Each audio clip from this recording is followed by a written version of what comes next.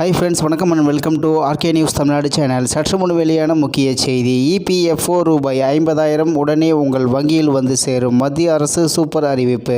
செய்தியை முழுமையாக கேட்கறதுக்கு முன்னாடி நம்ம சேனலை சப்ஸ்கிரைப் பண்ணலாம். சப்ஸ்கிரைப் பண்ணிக்கோங்க. மறக்காம பெல் பட்டனை கிளிக் பண்ணிக்கோங்க. அப்போ தான் நம்மளுடைய அப்டேட்டட் நியூஸ் உங்களுக்கு உடனுக்குடன் வந்து சேரும். தொழிலாளர் வருங்கால வைப்பு நிதி அமைப்பான இபிஎஃப்ஓ 6 கோடிக்கும் அதிகமான சந்தாதாரர்களை கொண்டுள்ளது. பயனாளர்களின் வசதிக்கு ஏற்ப பல்வேறு திருத்தங்களை மேற்கொண்டு வரும் இபிஎஃப்ஓ சமீபத்தில் பயனர்களுக்கு புதிய விதிமுறைகளை கொண்டு வந்துள்ளது. கல்வி, திருமணம் மற்றும் வீடு கட்டுவது போன்ற கோரிக்கைகளுக்கு முன்பணம் பெற ஆட்டோ மோட் செட்டில்மெண்ட் எனப்படும் தானியங்கி முறையை அறிமுகப்படுத்தியுள்ளது. இதன்படி விண்ணப்பித்த 3 நாட்களில் பணம் கைக்கு கிடைக்கும் என்று பிஎஃப் நிறுவனம் அறிவித்தது. இந்த நிலையில் தான் புதிய அறிவிப்பு ஒன்றை தொழிலாளர் வருங்கால வைப்பு அமைப்பு வெளியிட்டுள்ளது. இனி வரும் காலங்களில் திருமணம், உயர்கல்வி, வீடு கட்டுமானம் போன்ற குறிப்பிட்ட தேவைகளுக்கு மட்டுமே முன்பணம் பெற முடியும் என்று தெரிவிக்கப்பட்டுள்ளது.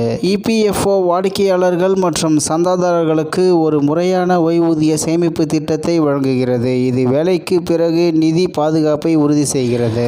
ஆனால் சந்தாதாரர்கள் அறியாத சில இபிஎஃப்ஓ விதிகள் உள்ளன. இந்த விதிகளில் ஒன்றுதான் 50,000 பலன் தரும் திட்டம். இந்த விதி மூலம் ஒரு ஊழியர் ரூபாய் 50,000 வரை நேரடி பலன் பெறுகிறார். ஆனால் ஒரு நிபந்தனை உள்ளது. புதிய விதி. மத்திய அரசு 1995ஆம் ஆண்டு ஊழியர் ஓய்வூதிய திட்டத்தில் இபிஎஸ் திருத்தம் கொண்டுள்ளது. 6 மாதங்களுக்கும் குறைவான சேவையில் உள்ள ஊழியர்களுக்கு வித்ரால் பெனிஃபிட்ஸ் எனப்படும் திரும்ப பெறும் பலன்களை வழங்குகிறது. பல்வேறு துறைகளில் பணிகளில் உள்ள சராசரியாக 7 லட்சம் பேருக்கும் அதிகமானோர் சந்தோஷம் அடையும் வகையில் இபிஎஃப்ஓ விதிகள் மாற்றப்பட்டுள்ளன. நாடு முழுக்க உள்ள ஊழியர்களுக்கு இதற்கான செய்தியை மத்திய அரசு அனுப்பியுள்ளது. ஒவ்வொரு மாதத்திற்கான சேவையும் கணக்கில் எடுத்துக் கொள்வதையும், வழங்கப்படும் சேவையின் விகிதத்தில் வித்ரால் பெனிஃபிட்ஸ் பலன்கள் வழங்கப்படுவதையும் உறுதி செய்யும் வகையில் அட்டவணை டி-யையும் மத்திய அரசு மாற்றியுள்ளது. அட்டவணை டி என்பது திட்டத்தின் தகுதிக்கு தேவையான சேவையை வழங்காத உறுப்பினர்கள் அல்லது 58 வயதை எட்டிய உறுப்பினர்களை குறிக்கிறது என்பது குறிப்பிடத்தக்கது. இத்துடன் இன்றைய முக்கிய செய்தி நிறைவு பெறுகிறது. மேலும் இது போன்ற செய்திகளை உடனுக்குடன் தெரிந்து கொள்ள ஆர்கே நியூஸ் தமிழ்நாடு சேனலுடன் இணைந்திருங்கள். நன்றி, வணக்கம்.